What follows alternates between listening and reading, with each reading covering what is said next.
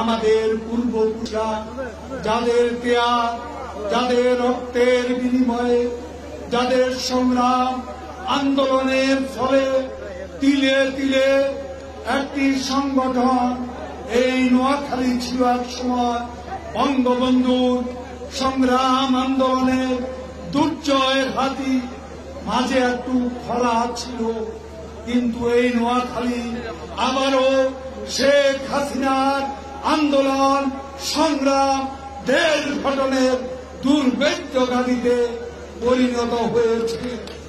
আজকে নোয়াখালীতে দুঃসময়ে আমি একরামকে দায়িত্ব দিয়েছিলাম এই সংগঠনকে পুনর্গঠিত করার জন্য। খায়রুল আলম সেলিম সহ জেলা নেতৃত্ব তারা এই সংগঠন গড়ে তুলেছে, পূর্বসূরীরাই আমাদেরকে তৈরি করেছে আগামী দিনের জন্য।